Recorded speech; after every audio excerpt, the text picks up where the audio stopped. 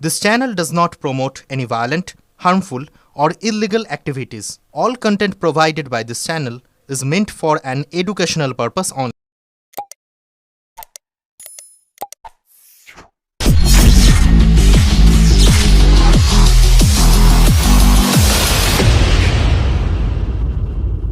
আলোচনা বলতে বিশেষ করে অসিতদার সাথে আমার বহু পুরনো পরিচয়। অসিতদার আমন্ত্রণে বহুবার চুঁচুড়াতে এসেছি, মিটিং করেছি। স্বাভাবিকভাবেই দাদার সঙ্গে রাজনৈতিক কথাই হবে এবং বিশেষ করে তার থেকে সাজেশন নিয়েছি এবং কিভাবে চলা উচিত, কিভাবে প্রচার করা উচিত, কারণ তিনি যেভাবে হাতের তালুর মতো চুঁচুড়াকে চেনেন সেভাবে আর কেউ চেনেন না। দাদার থেকে সাজেশন নিয়েছি, দাদা আমাকে অনেক সাজেশন দিয়েছেন, এই সমস্ত সাজেশন আমি নোট করেছি। আমি এটাও বলেছি আমি দুদিন পরে আবার আসবো, দাদা ততদিন একটু সাজিয়ে রাখবেন, আমি দরকার হলে ডায়েরিতে সবটা নোট করব, করে নিয়ে যাব। অসিতদা আশীর্বাদ করেছেন, অসিতদা বলেছেন পাশে আছেন আমার, এবং অসিতদা তো দলের দীর্ঘদিনের সৈনিক, দলের খারাপ সময়ের সঙ্গী, দলের ভালো সময়ে সংগঠনকে গুছিয়েছেন, দলের খারাপ সময় গুন্ডা বদমাইশদের সাথে লড়াই করেছেন, চুঁচুড়া শহরকে সাজিয়েছেন নিজের মতো করে। 2021-এর বিধানসভা নির্বাচনে যেভাবে বিজেপির গুন্ডারা তাকে প্রায় যেভাবে তাকে প্রায় আক্রমণ করেছিল, যেভাবে তাকে ঘিরে ধরেছিল, সেই সমস্ত জায়গা থেকে দাঁড়িয়ে উনি লাইফ রিস্ক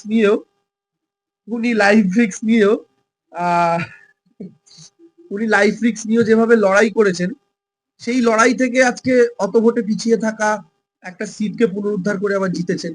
ফলে তার রাজনৈতিক যে প্রজ্ঞা, সেই প্রজ্ঞাকে প্রণাম করতে আসা, সাজেশন নিতে আসা।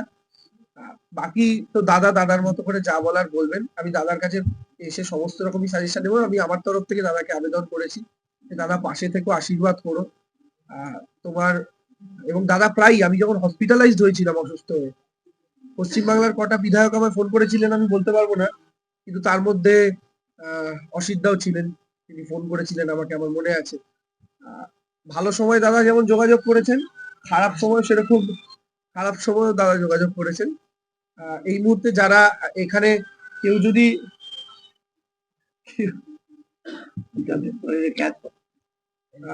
যিনি এই মুহূর্তে ফোন করছেন, আমি তাকে বলছি নাম নিচ্ছি না, দয়া করে ফোন করবেন না, দাদা এখন লাইভ করছেন, আমি জানি আপনারা দেখছেন যদি লাইভে কেউ থেকে থাকেন।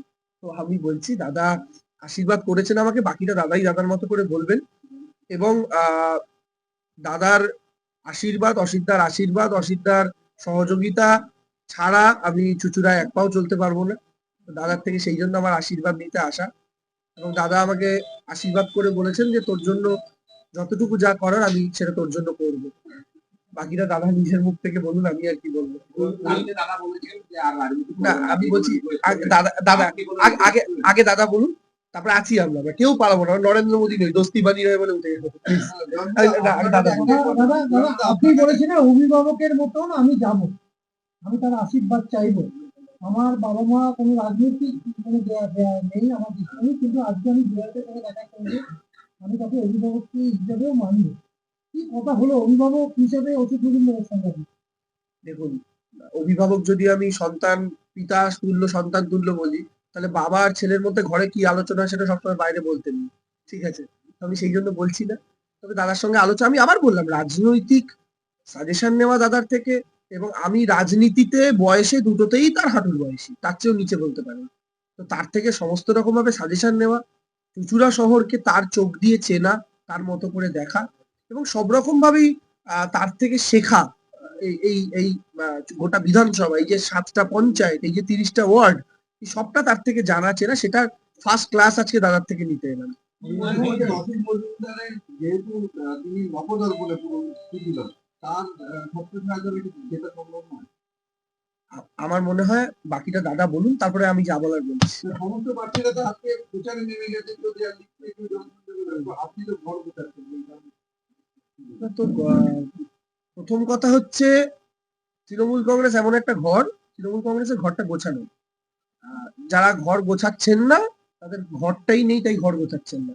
বাকি রাজনৈতিক দল যাদের কথা আপনি বলছেন, আমি একটা কথা বলি, আবার বলছি, অসিতদা যে জায়গা থেকে আগের কয়েকটা দিন যে কথাগুলো বলেছেন, এই অভিমান হওয়াটা তো অস্বাভাবিক কিছু নয়। অসিতদার জায়গায় আমি থাকলে এক জিনিস আমারও হতো। আমারও হতো। অসিদ্ধার জায়গা অসিদ্ধার বয়সে দাঁড়িয়ে যদি আমার হয়, অসিদ্ধার বয়সে কি আমার যদি 5-7 বছর পরে হয়, আমি কিভাবে নিজেকে নিয়ন্ত্রণ করবো আমি জানি না। ঠিক আছে, তো অসিদ্ধার সেই জায়গা থেকে যে বলেছেন সে কথায় তো কোনো ভুল নেই। ঠিক আছে, তো স্বাভাবিকভাবেই তিনি তার অভিমানের জায়গা থেকে বলেছেন। আমি আমার মতো করে দাদাকে কিছু অনুরোধ করেছি এবং দাদা আমাকে আশীর্বাদ করেছেন। বাকিটা অসিদ্ধা বলুন, তারপরে আপনাদের যা প্রশ্ন আছে উত্তর দেবো। প্রায় সন্তানের মতো। আমার মেয়ের বয়স 40, ওর বয়স তার কম। ও রিকোয়েস্ট করেছে, আমি ওর পাশে আছি। আর আমি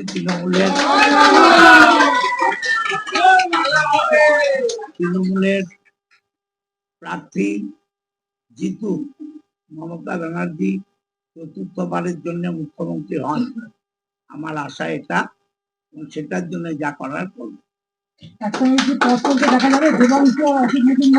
সেটা দেখবেন আজ অথবা কাল নিশ্চয়ই দেখতে পারবেন, সময় বলবেন। সোশ্যাল মিডিয়ায় আপনার বিরুদ্ধে অনেক কথা লেখা হচ্ছে, আপনাদের দলের লোকেরাই নিচ্ছে, কি বলবেন এই ভোটের সময়? তো এটি আপনাদের দলের এরা দলের লোক বলে আমার মনে হয় না। এরা বিজেপি থেকে লোকসভায় দেখেছেন, বিজেপি থেকে টাকা খেয়েছে, অতএব এরা বিজেপির দালাল অর্ধেক। যারা তৃণমূল করবে তারা সোশ্যাল মিডিয়ায় তৃণমূলের গ্রামে লিখবে না, যারা সোশ্যাল মিডিয়ায় তৃণমূলের গ্রামে লেখে তারা বিজেপির দালাল, তারা বিজেপির দালাল। বিজেপির দালালদের নিয়ে আমি কিছু বলতে চাই না, সেগুলো যা বলার আমি দেবাংশুকে বলেছি। ঘড়ির মোড়ে কালকে বাজি পুড়িয়ে উৎসব করা হয়েছে, যেহেতু আপনি টিকিট পাননি। আমি যা বলার আমার নেতা অভিষেক ব্যানার্জিকে বলেছি। যারা করেছে আমি আবার বলছি, এরা তৃণমূলের ভালো চায় না, এরা তৃণমূলের সর্বনাশ চায়। গতকালের পর যে উৎসাহ তৃণমূল একাংশ ছিল, তাহলে কি মনে হচ্ছে খেলা হবে না খেলা এখানে শেষ হয়ে যাবে? খেলা তো নিশ্চয়ই হবে। এই খেলা হবে স্লোগান ও ভোট দেয়া, অতএব খেলা হবে।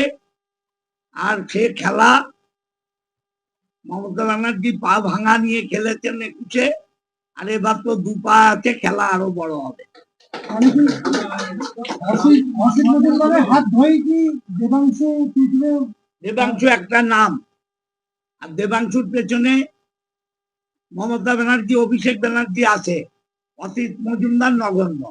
অসিত মজুমদার একটা তৃণমূলের সৈনিক, ওর মাথার উপরে যেখানে অভিষেক আছে, যেখানে মমতা আছে, অসিত মজুমদারের নামের কোনো দরকার হয় না। কিন্তু দাদা এই যে দাদা বললেন তিনি ক্ষুদ্র সৈনিক। আমি একটা কথা বলি, সেটা হচ্ছে দাদা নিজেকে যতটা ক্ষুদ্র মনে করেন, আসলে দাদা কিন্তু ততটা ক্ষুদ্র মানুষ নন।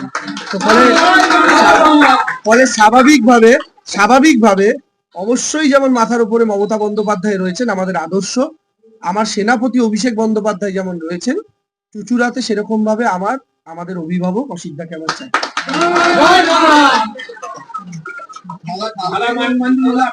আপনি সঙ্গে থাকবেন ভোটের সময়? অবশ্যই আছি, দেখতে পাচ্ছেন তো দুজনে পাল্টাপাল্টি আছি। আমার চেয়ারম্যান আছে, ভাইস চেয়ারম্যান আছে, উপপ্রধান আছে, কাউন্সিলররা আছে। আমি কাউকে বলিনি, তাহলে টোটাল টিমই থাকতো। আজ অথবা কাল দেখবেন টোটাল টিম আছে। কিন্তু অনুগামীদের ভিড় দেখা যাচ্ছে। যদি দলে থাকেন তাহলে প্রচার করবেন দেবাংশু হয়ে, কি বলবেন এখন? সেটা এখনো বলছি, আপনারা আমাকে 15 বছর চেনেন। দেবাংশু আমার ছেলের মতো, ও আমার কাছে এসছে, ওকে জেতাবার জন্য আমি সিদ্ধান্ত নেব। বাট সিদ্ধান্ত আমার দলের কর্মীদের কালকে আমি ডাকবো, আমার কাউন্সিলরদের, পঞ্চায়েতের প্রধান, পঞ্চায়েতের উপপ্রধান, পঞ্চায়েতের মেম্বার, কাল সবাইকে ডাকবো, ডেকে দেবাংশু এসছিল সেটা বলবো। এবং নিশ্চয়ই সবাই তৃণমূলের টিকিটে জিতেছে, তারা চাইবেন তৃণমূল জিতুক। আপনি মানভঙ্গ করে আবার ফিরে এলেন দলে, আপনি কি শুধু দেবাংশু রিকোয়েস্ট না উদ্যোগের কর্তৃত্ব করে? দেবাংশু দলের নেত্রী পর্যায়ে পড়ে, এবং আমার বলছি তো, আমি ওকে স্নেহ করি, ভালোবাসি। ও আমার, এটা আমার ঘরের কথা আপনাদের কেন বলবো? অভিষেকের সাথে কালকে আমার কথা হয়েছে, যা হবার আমি সেটা বলবো না। বিজেপি এখন পর্যন্ত বলেছিলেন সন্ন্যাস নেবে রাজনীতি থেকে, আজ কি বলবেন? সন্ন্যাস নেব বলেছিলাম। রাজনীতি আমি করবেন না বলেছেন। আমি বলেছিলাম রাজনীতি করবো কিনা ভাববো কর্মীদের সাথে কথা বলে। কখন আমি একা সিদ্ধান্ত দিইনি। আপনারা আপনাদের মুখ থেকে এগুলো বসাচ্ছেন, এগুলো ঠিক নয়। আমি বলেছিলাম কর্মীদের সাথে বসবো, বসে সিদ্ধান্ত নেব তৃণমূলটা করবো কিনা। আপনি এটাও বলেছিলেন দল বললেই কাজ করবো নাকি, সেটা দিয়েছিলেন, তবে হ্যাঁ বলেছি, রাত হয়ে গেল। বলেছি। আজ কি মান বললেন হয়েছে? এইগুলো অবান্তর প্রশ্ন। দেখছেন, দেখুন, ছেলেটা অনুরোধ, এসছে। দাদাকে অনুরোধ করেছি স্বাভাবিকভাবে। আহ, একটা বিষয় হয়, সেটা হচ্ছে নির্দেশ আসা কোথাও থেকে, আর একটা বিষয় হয় কেউ তার সন্তান সম মানুষ, তাকে কি অনুরোধ করছেন। আমি দাদাকে অনুরোধ করেছি, আমি দাদাকে বলেছি দাদা আমাকে আমার পাশে তোমাকে দরকার। তা আমার সেই অনুরোধে দাদা সাড়া দিয়েছেন। এটাকে দয়া করে আপনারা একটু বিকৃত করবেন না প্লিজ। বিজেপি এখনো পর্যন্ত কোনো রকম ক্যান্ডিডেট ডিক্লেয়ার করেননি, তাদের উদ্দেশ্যে কি বলবেন? ইতিমধ্যে সিপিএম এর পদপ্রার্থী তিনিও আপনার এখানে এসেছেন। দেবাংশু সব জানে, দেবাংশু সব জানে। আমাদের বিজেপি ফ্যাক্টর না। আমরা তৃণমূল যখন রাস্তায় নামবো না, সব ধুয়ে মুছে ছাপ হয়ে যাবে। বলছেন, আমি প্রত্যেককে তৃণমূল কংগ্রেসের কর্মী হিসাবেই দেখছি, দলের নেতৃত্ব হিসাবেই দেখছি। তাদের ওদেরটা আমি এখনো জানি না। চুচুড়ার অভিভাবক অসিত দা, আমি তার সাথে কথা বলতে এসেছি, এবং তিনি চুচুড়ার 3বারের বিধায়ক। তিনি চুচুড়াকে হাতের তালুর মতো চেনেন, তিনি চুচুড়াকে তৈরি করেছেন নিজের মতো করে। তো স্বাভাবিকভাবে তার আশীর্বাদ আমার দরকার, তাকে আমার সঙ্গে দরকার। বাকি আরো যারা আছেন অবশ্যই প্রত্যেককে দরকার, প্রত্যেককে নিয়েই তো চলতে হবে। কিন্তু আপনারা এই যে গোষ্ঠীদ্বন্দ্বের কথা বলেন না, আমি আগেও বলেছি, আমি আবার বলছি, এই ট্রেনের একটা কম্পার্টমেন্টের সাথে একটা কম্পার্টমেন্টে যদি ঠোকাঠুকিও থাকে কোনো প্রবলেম নেই, কারণ এই গোটা ট্রেনের ইঞ্জিন একটাই, তার নাম মমতা ব্যানার্জি। ইঞ্জিন হাওড়া গেলে ট্রেন হাওড়া যাবে। তা আমি আপনাকে এটাই বলছি যে আমাদের দলে প্রত্যেকে আলটিমেটলি ওই মানুষটার ছবির দিকে তাকিয়ে, বিধানসভা নির্বাচন তো তাকে মুখ্যমন্ত্রী বানানোর নির্বাচন। যদি আর কারোর দেখুন, আমি কালকে এসেছি, আমি সত্যি সত্যি অসিদ্ধা বাদ দিয়ে এখানে কাউকে এখনো চিনি না। আমার প্রত্যেকের সাথে পরিচয় হচ্ছে, প্রত্যেকে আসছেন, হাত মেলাচ্ছেন, পরিচয় করছেন, আমিও তাদের সাথে পরিচয় করছি। আজকে অসিদ্ধা যেমন অনেকের সাথে আমার পরিচয় করে দিলেন, আমার চেয়ারম্যান সাহেবের সাথে পরিচয় হলো, ভাইস চেয়ারম্যানের সাথে পরিচয় হলো, আমার ব্লক প্রেসিডেন্টের সাথে একজন পরিচয় হলো। তো স্বাভাবিকভাবে পরিচিতি পর্বটাই এখনো চলছে। ফলে আমরা ওনার প্রশ্নটা আমি এখনই উত্তর দেওয়ার জায়গায় সত্যি সত্যি নেই। আমরা প্রত্যেকে একটাই দল, এবং সকলে মিলে আমরা একসাথে, আমি আবার বলছি, চুচুড়া তৃণমূল কংগ্রেস জিতবে। হুগলির 18টার মধ্যে তৃণমূল কংগ্রেস 16 থেকে 17টার ওপর বিধানসভা এবার জিতবে। পশ্চিমবঙ্গে তৃণমূল কংগ্রেস এবার 230-এর ওপর বিধানসভা জিতবে। এটা আমাদের বিশ্বাস, এবং এই প্রতিজ্ঞা নিয়ে আমরা লড়াই করছি। বন্দ্যোপাধ্যায়, অসিত মজুমদার আর আপনাকে একসঙ্গে দেখা যাবে? নিশ্চয়ই দেখা যাবে, কেন দেখা যাবে না? সবাইকেই দেখা যাবে। সবাই তো একজনকেই মুখ্যমন্ত্রী বানানোর জন্য আমরা লড়াই করছি, কেন দেখা যাবে না? আপনি এসছেন কিছুক্ষণ আগে ফর্ট ব্লকে যিনি প্রার্থী যে কি হয়েছে, কিন্তু আপনি কিছুটা অসুবিধা থাকতে দাঁড়াচ্ছেন। তো অবশ্যই অসিতদার সিনিয়র মানুষ, তার থেকে তো আশীর্বাদ দিতে সবাই আসবেন। আবার অসিতদার কাছে ফরওয়ার্ড ব্লকের প্রার্থী যিনি এসেছিলেন দেখা করতে, তার সাথে যখন দেখা করে বেরোচ্ছেন, আমার সাথে যখন তার দেখা হলো, আমিও তাকে প্রণাম করে তাকে শুভেচ্ছা জানিয়েছি আগামী দিনে লড়াই করার জন্য। তো স্বাভাবিকভাবে তিনি আমার সিনিয়র, আমি তাকে প্রণাম করেছি, আমি অসিতদাকেও প্রণাম করেছি। তার সিনিয়র অসিতদা, তিনি এসে দেখা করে গেছেন। এটাই তো কালচার, এবং চুচুড়ার বিশেষত্ব তো এখানেই।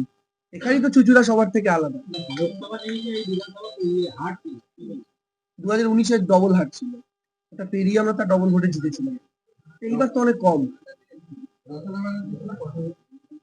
হ্যাঁ, তার সাথে আগে কমিউনিকেট হয়েছিল। আমি খুব শীঘ্রই সবাইকে মিলেই প্রোগ্রামে আপনারা দেখতে পাবেন। কাল থেকে কি হবে? কাল থেকে কি ভোটার বেরোবে?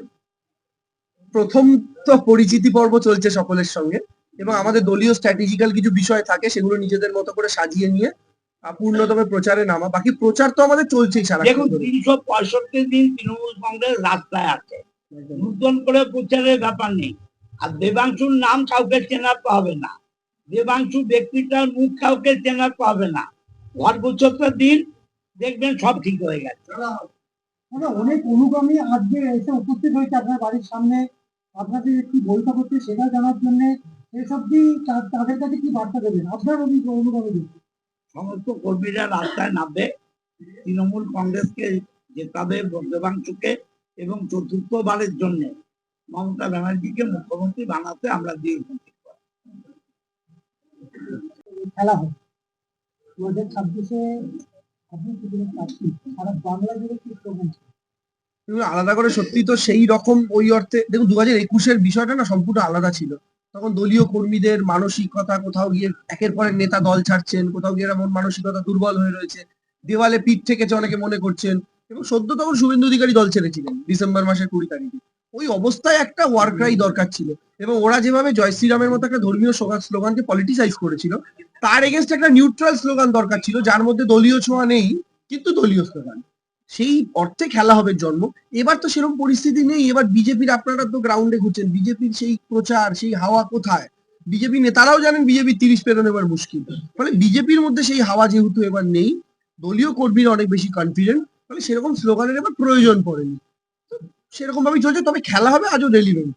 সারা বাংলা জুড়ে লোক দেখুন, ওয়াক ওভার কথাটা আমি বলায় বিশ্বাস করি না। প্রত্যেকটা লড়াই কঠিন, প্রত্যেকটা লড়াই সহজ, লড়াই লড়তে হয়। এবং আমরা লড়াই আমাদের এটা ভেবেই লড়বো যে আমরা 99 এ দাঁড়িয়ে আছি, আমাদের 100 করতে হবে। ওটা ইলেকশনের আগের দিন পর্যন্ত আমাদের মানসিকতা হবে যে আমরা এক দূর আছি 100 থেকে। 2021-এর পর থেকে লোকসভাটাকে শুরু করে মমতা বন্দ্যোপাধ্যায় যেরকম অভিযোগ বন্দ্যোপাধ্যায় খেলা হবে, স্লোগানটাও কিন্তু একটা বড় অংশ তৃণমূল কর্মীদের কাছে। আপনি সোর্সটা 2026-এ সেই সোর্সটাকে তুলে ধরবেন, মানুষের কাছে কি পাচ্ছে? না দেখুন, আমি কৃতজ্ঞ প্রথম কথা দলের কাছে, এরকম একটা আসনে আমাকে পাঠিয়েছে যেখানকার মানুষ এত রাজনীতি সচেতন, এত শিক্ষিত, এবং সবচেয়ে বড় কথা অবশ্যই হুগলি জেলার হেডকোয়ার্টার, সেটা তো একটা বিষয় বটে, এবং এখানকার একটা বিরাট বড় ঐতিহ্য, ইতিহাস, সেই সবটা তো ফলে এরকম একটা জায়গা থেকে নির্বাচনে লড়তে পারাটাই একটা অন্যরকম ফিলিং এর ব্যাপার, একটা অন্যরকম অনুভূতির ব্যাপার। তো সেই জায়গা থেকে আমি কৃতজ্ঞ আমার দলের কাছে, কৃতজ্ঞ চুঁচুড়ার মানুষের কাছে, তারা আমাকে গ্রহণ করেছেন, ভালোবাসা দিয়েছেন। কৃতজ্ঞ সকল দলীয় কর্মী নেতৃত্ব যারা আছেন তাদের কাছে, অসিতদার কাছে, সকলের কাছে, আপনাদের কাছে, সংবাদ মাধ্যমের কাছে। এবং আমি এটাই আপনাকে বলছি যে আমি আহ মানুষের কাছে শুধু এইটাই বলতে চাই যে আহ অসিতদা যে কাজটা অসম্পূর্ণ করে, মানে যে কাজটা করতে করতে আজকে অসিতদা রিলে রেস দেখেছেন তো, অসিতদার হাত থেকে শুধু মশালটা নিয়ে অসিতদাকে সঙ্গে নিয়েই দৌড়ানো। জয় বাংলা! জয় বাংলা! জয় বাংলা! জয় বাংলা!